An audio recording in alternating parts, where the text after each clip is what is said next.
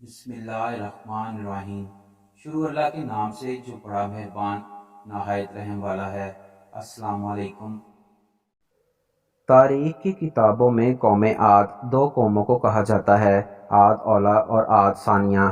ان دونوں میں 100 سال کا فرق لکھا گیا ہے۔ عاد ثانیہ کو قوم سمود کہتے ہیں اور قوم سمود کی طرف حضرت صالح علیہ السلام مبعوث ہوئے، اور قوم اولا یعنی قوم عاد ہے جن میں اللہ تعالیٰ نے حضرت ہود علیہ السلام کو پیغمبر بنا کر بھیجا۔ حضرت ہود علیہ السلام کی قوم یعنی قوم عاد کہاں آباد تھی؟ دنیا کے دو مشہور ترین سمندروں بحر عرب اور بحر احمر کے درمیان عمان، بحرین اور مغربی یمن تک ایک وسیع صحرا ہے جس کو صحرائے الاعتکاف کہتے ہیں۔ یہ علاقہ بہت شان و شوکت اور سرسبز شاداب ہوا کرتا تھا، لیکن اب ایسا صحرا بن چکا ہے کہ بڑے سے بڑا مہنجو جو بھی قدم رکھنے سے ڈرتا ہے۔ اس وقت موت کی اس وحشتناک وادی میں قدم رکھنا خودکشی کے مترادف ہے۔ خشک ریت کے ایسے بلند بالا ٹیلے ہیں کہ اگر کوئی چیز ان میں گر جائے تو وہ لمحوں میں غرق ہو جائے گی۔ بے شک یہ صحرا اللہ پاک کے عذاب کی ایک بڑی نشانی ہے۔ کسی زمانے میں یہ علاقہ سرسبز شاداب باغات، ٹھنڈے پانی کے چشموں اور آبشاروں، عمارتوں اور قلعوں سے بھرا ہوا تھا۔ اس علاقے میں اس وقت کی دنیا کی سپر پاور قوم یعنی قوم عاد آباد تھی۔ وہ انتہائی طاقتور اور مالدار قوم تھی۔ تاریخ کی کتابوں میں ان کا قد 40 ہاتھ بتایا گیا ہے اور ان کی اوسط عمر 900 سال سے 1000 سال ہوتی تھی۔ اللہ نے اس جیسی قوم دوبارہ پیدا ہی نہیں کی، ایسی قوم جس میں کوئی بیماری نہ تھی، لوگ بڑھاپا نہ دیکھتے تھے، نہ ہاتھ پاؤں کمزور ہوتے تھے اور نہ ہی ان کی بینائی میں فرق پڑتا تھا۔ کہا جاتا ہے کہ اس قوم کا ایک بندہ ہمارے آج کے دور کے 1000 بندوں سے اکیلا لڑ سکتا تھا۔ قوم عاد کی طاقت ایک نمایاں خوبی یہ تھی کہ اگر مرد کسی عورت کے ساتھ ایک دفعہ ہم بستری کر لیتا تو ایک ہی بار میں حاملہ ہو جاتی۔ اسی خوبی کی وجہ سے وہ قوم بہت پھیل گئی تھی۔ اللہ پاک قرآن مجید میں فرماتا ہے، ان جیسی کوئی قوم اور ملکوں میں پیدا نہیں کی گئی۔ قوم عاد ہی وہ قوم تھی جس نے طوفان نوح کے بعد سب سے پہلے بت کی پوجا شروع کی تھی۔ بت پرستی میں پڑنے کے بعد اس قوم نے کفر، شرک اور ظلم کی حد پار کر دی۔ انہوں نے پتھر کے گواہ بنا لی اور گمراہی، جہالت، بے حیائی، جھوٹ، زنا، حرام کاری جیسے گناہوں میں ڈوب گئے۔ وہ جب کسی غیر عورت سے زنا کرتے تو زنا کرتے کرتے ہی اس عورت کو مار دیتے تھے۔ انہی بدعمالیوں کی وجہ سے اللہ پاک نے انہی میں سے حضرت ہود علیہ السلام کو پیغمبر مبعوث فرمایا، اور ارشاد باری تعالیٰ ہے، اور ہم نے قوم عاد کی طرف ان کے بھائی ہود علیہ السلام کو بھیجا۔ انہوں نے کہا، بھائیو، اللہ ہی کی عبادت کرو، اس کے سوا تمہارا کوئی معبود نہیں، کیا تم ڈرتے نہیں؟ تو ان کی قوم کے سردار جو کافر تھے کہنے لگے، تم ہمیں کم عقل نظر آتے ہو اور ہم تمہیں جھوٹا خیال کرتے ہیں۔ پھر ہم نے ہود علیہ السلام کو جو اور لوگوں کے ساتھ تھے ان کو نجات بخشی، اور جنہوں نے ہماری آیات کو جھٹلایا ان کی جڑ کاٹ دی اور وہ ایمان لانے والے تھے ہی نہیں۔ حضرت ہود علیہ السلام مسلسل 50 سال تک اپنی قوم کو واعظ و نصیحت کرتے رہے، لیکن ان کی قوم جہالت میں ایسی ڈوبی تھی کہ وہ اپنے پیغمبر کی باتوں پر کان نہ دھرتے تھے۔ قوم عاد کے دو قبائل کلمان اور خلجان ایسے تھے کہ جن کے پاس پوری قوم کی سرداری اور حکمرانی تھی۔ جب حضرت ہود علیہ السلام مبعوث ہوئے تو کلمان قبیلے نے آپ کی مخالفت کی، لیکن قبیلہ یلغان حضرت ہود علیہ السلام کی دعوت پر لبیک کہتے ہوئے ایمان لے آیا، اور اس طرح حضرت ہود علیہ السلام کی طاقت میں اضافہ ہو گیا، اور جو لوگ آپ کی جان کے دشمن بنے ہوئے تھے وہ سب قبیلہ خلجان کی وجہ سے حضرت ہود علیہ السلام سے دور ہو گئے۔ اس قبیلے کے علاوہ کوئی بھی حضرت ہود علیہ السلام پر ایمان نہیں لایا، بلکہ وہ سب قوم حضرت ہود علیہ السلام کو جھوٹا کہہ کر پکارتے تھے، جسے قرآن کریم نے یوں بیان کیا۔ نبی علیہ السلام نے دعا کی کہ اے پروردگار، انہوں نے مجھے جھوٹا کہا ہے، پر تو میری مدد فرما۔ اللہ تعالیٰ نے نبی علیہ السلام کی دعا قبول فرمائی اور قوم عاد پر عذاب کی ابتدا ہو گئی۔ بادلوں کے فرشتوں کو حکم دیا کہ بارش نہ برسائی جائے، چشموں کے فرشتوں کو حکم دیا گیا کہ ان کے ٹھنڈے، میٹھے اور شفاف پانی سے لبریز چشموں اور آبشاروں کو خشک کر دو۔ چنانچہ دیکھتے ہی دیکھتے ان کے سرسبز شاداب کھیت کھلیان سوکھنے لگے اور مویشی مرنے لگے، یہاں تک کہ لوگ پینے کے پانی کو ترسنے لگے۔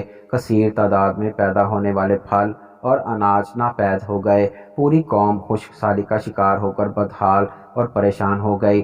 یہ سلسلہ مسلسل 3 سال تک جاری رہا۔ حضرت ہود علیہ السلام سے اپنی قوم کی پریشانی دیکھی نہ جاتی تھی۔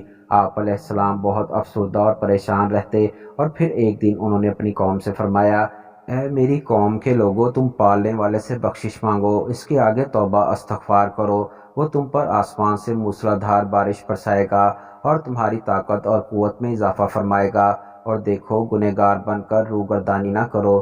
حضرت ہود سے پھر ان کی قوم کہنے لگی، اے ہود علیہ السلام، تم ہمارے پاس کوئی دلیل تو لائے نہیں، اور ہم صرف تمہارے کہنے سے نہ اپنے معبودوں کو چھوڑنے والے ہیں اور نہ تم پر ایمان لانے والے ہیں، بلکہ ہم تو یہ سمجھتے ہیں کہ ہمارے کسی معبود نے تمہیں آسیب زدہ کر دیا ہے۔ عذاب الہی کے ابتدائی مراحل میں خشک سالی نے قوم عاد کی حالت بدتر کر دی، چنانچہ ان کے سرداروں اور دانشوروں نے ان سے نجات پانے کے لیے مختلف تدابیر پر غور شروع کر دیا، جس پر قوم عاد کے بزرگوں نے فیصلہ کیا کہ بیت اللہ جایا جائے۔ چنانچہ 90 افراد پر مشتمل ایک وفد حجاز مقدس کی طرف روانہ ہوا۔ مکہ مکرمہ میں اس وقت قوم عمالقہ کی حکومت تھی اور اس کا سردار جرار بن طارق تھا۔ کہا جاتا ہے کہ جرار کی بیوی قوم عاد میں تھی، اس لیے جیسے ہی قوم عاد کا وفد مکہ شریف پہنچا تو جرار اور اس کی بیوی نے اس کی بہت خدمت کی اور شراب و شباب کی محفل کا انعقاد کیا گیا۔ تقریباً 1 ماہ تک وہ وفد اپنے مقاصد سے غافل ہو کر رقص اور سرور کی محفلوں میں مشغول رہا کہ ایک دن جرار طارق نے اپنی رقاصہ اور گانے والیوں کے ذریعے آشعار میں ان کو یاد کروایا کہ وہ کس مقصد سے حجاز مقدس آئے تھے۔ پھر انہیں ہوش آیا اور یہ لوگ بیت اللہ پہنچے، رو رو کر اللہ پاک سے بارش کی دعا کرنے لگے۔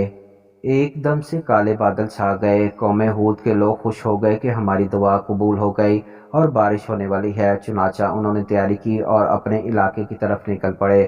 آسمان سے بادل بھی ان کے ساتھ ہی تھا۔ حضرت ہود علیہ السلام نے جب کالے بادل دیکھے تو سمجھ گئے اللہ کا وعدہ پورا ہونے کا وقت آ گیا ہے اور اب یہ لوگ عذاب میں مبتلا ہوں گے، لہٰذا انہوں نے ایک بار پھر اپنی قوم کو مخاطب کرتے ہوئے فرمایا، اے میری قوم، یہ اللہ کا عذاب ہے جو تم پر نازل ہوا چاہتا ہے۔ پھر انہوں نے اللہ تعالیٰ کا فرمان انہیں سنایا، نہیں بلکہ دراصل یہ ابر وہ عذاب ہے جس کی تم جلدی کر رہے تھے، یہ ہوا کا طوفان ہے جس میں دردناک عذاب چلا آ رہا ہے اور اپنے رب کے حکم سے ہر چیز تباہ کر ڈالے گا۔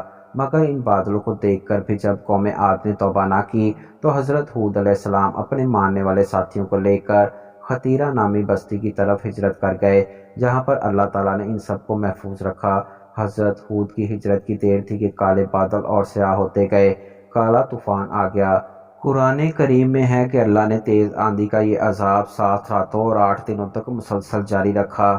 آندھی نے کسی ایک کو بھی نہ چھوڑا، یہ ہر ایک کے پاس پہنچ گئی، غاروں کے اندر، پہاڑوں کی گھاٹیوں چوٹیوں میں، گھروں محلات اور قلعوں کے اندر، سب کو فنا کر ڈالا، یہاں تک کہ احقاف کا سارا علاقہ صحرا میں بدل گیا اور سارے لوگ اور محلات ریت میں دفن ہو گئے۔ نبی کریم صلی اللہ علیہ وآلہ وسلم نے فرمایا کہ وہ آندھی جس کے ذریعے قوم عاد ہلاک کی گئی، اللہ نے ان پر انگوٹھی جتنی جگہ کی مثل ہوا کھولی تھی، بس وہ ہوا پہلے دیہات میں گئی اور وہاں کے لوگوں اور مویشیوں اور مالوں کو اٹھایا اور آسمان اور زمین کے درمیان لے گئی۔